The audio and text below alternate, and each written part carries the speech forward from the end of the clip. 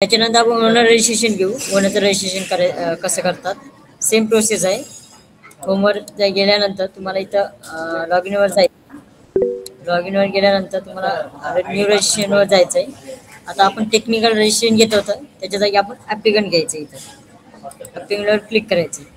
त्याच्यानंतर owner type मध्ये select करायचं आहे. ओनर टाईपमध्ये ड्रॉपडाऊन लिस्टमध्ये तुम्हाला ओनर टाईप दिसेल. याच्यामध्ये तुमचे जेव्हा KYC करणार तेव्हा तुमचं ओनर टाईप काय तुमच्या प्रपोजलनुसार असणार आहे. तुमचं जर एक ओनर असेल तर तुम्ही इंडिव्हिज्युअल घेऊ शकता.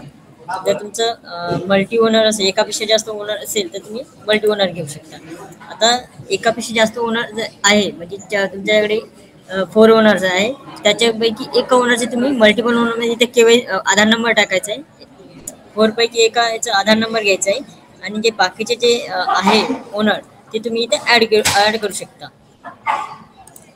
आणि सिंगल ओनर असेल तर ऍड करायची गरज नाही. जो ओनर आहे त्याचा आधार नंबर टाकायचा आहे इथं.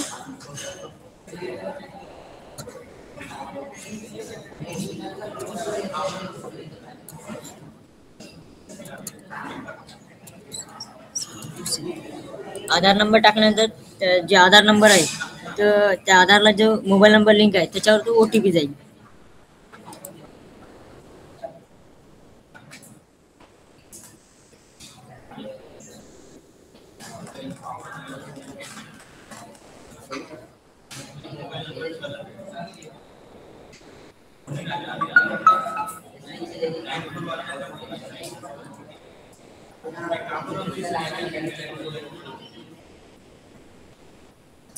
इथे जे आधार नंबर जे OTP आलेला आहे ते तुम्हाला इथं OTP टाकायचं आहे आणि सबमिट करायचं आहे.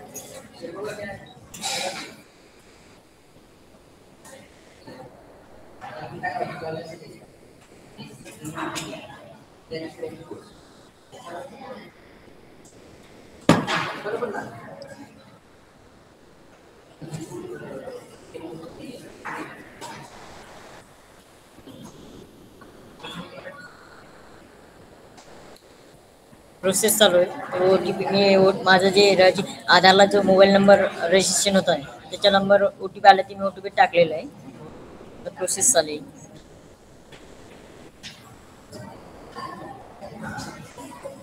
अगोदर ओनर कडून कन्फर्म करून घ्यायचं की त्यांच्या आधारला कोणता मोबाईल नंबर लिंक आहे.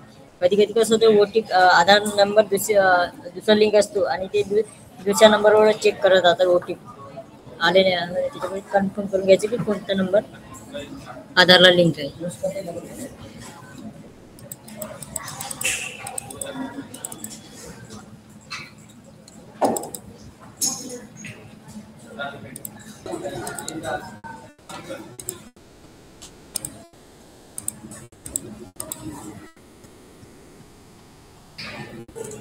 इथे आधार नंबर टाकायचा आहे. त्याच्या आधार नंबर तुम्ही OTP आल्यानंतर तुम्ही सबमिट केल्यानंतर ऑटोमॅटिकली त्यांचं इथं फर्स्ट नेम, मिडल नेम आणि लास्ट नेम आधार कार्डनुसार इथे येऊन जाईल.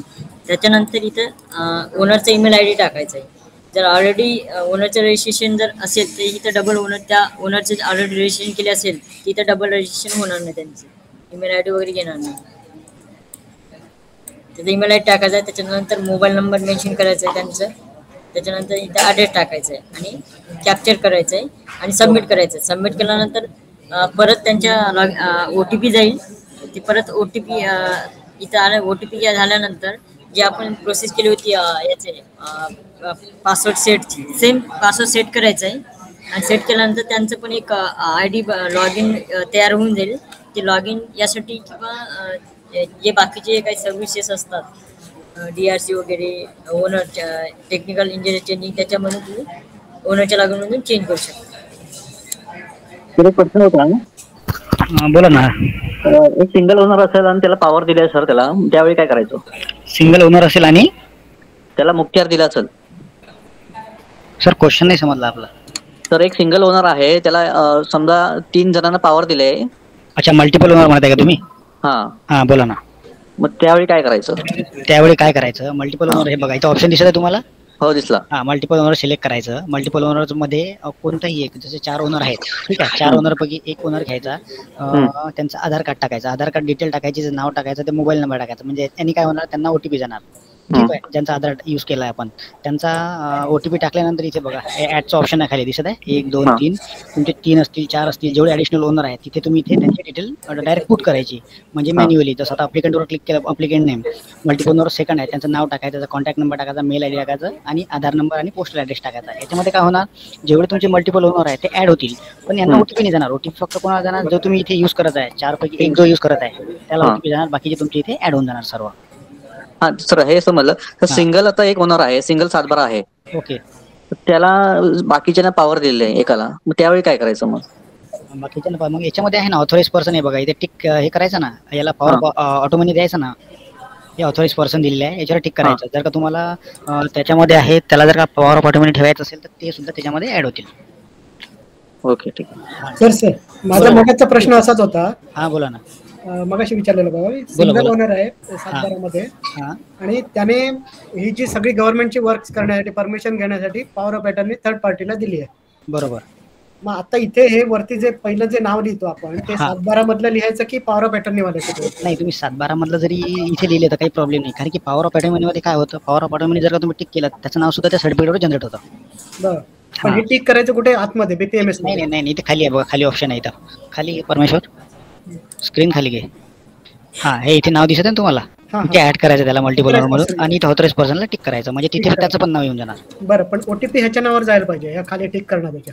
आणि मग एक काम करायचं तसं जर असेल तर मग त्याचं हे करायचं इथं रजिस्ट्रेशनवर ज्यांना ओटीपी पाठवायचं आहे त्यांचं नाव इथे सिलेक्ट करायचं फर्स्ट वरती मध्ये. करायचं. हा बाकी जे ऍड करायचे ते खाली करायचे मग. ओके हा पण ठीक सर 7/12 जर त्यांचं नाव नसेल तर काय करायचं मग पॉवर ऑफ अटर्नीच्या नावावर तर होऊ शकतं का? आहे. 7/12 वर नाव नसेल तर मग अच्छा 7/12 नसेल तर म्हणत आहे ना तुम्ही. हा 7/12 नावच नाही आहे पॉवर ऑफ अटर्नी फक्त आहे त्यांच्या नावावर. मग पॉवर ऑफ ऑटोमेटिक टाकायचं ना नाव इथे टिक केलं येऊन जाणार ना.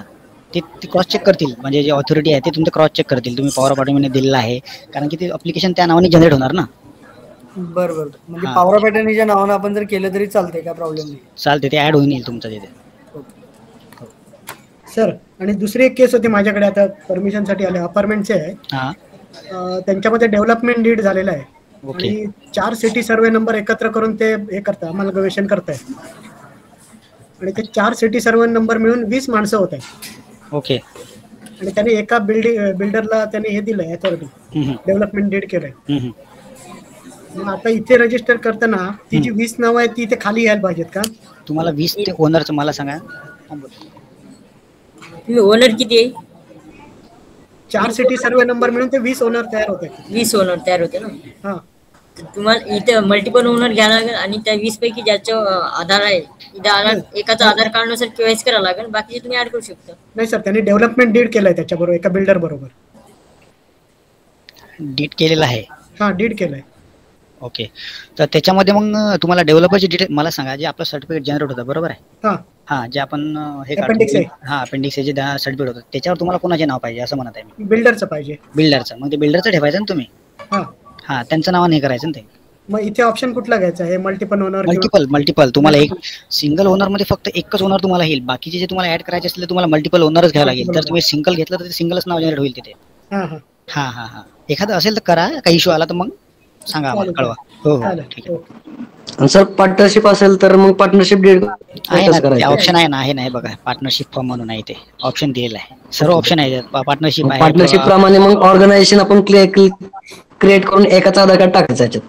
बस बस बरोबर आणि तुम्हाला जेवढे हे बाकीचे टाकायचे पार्टनर बाकीचे ऍड detail करायचे. इथे ऍड करायचे.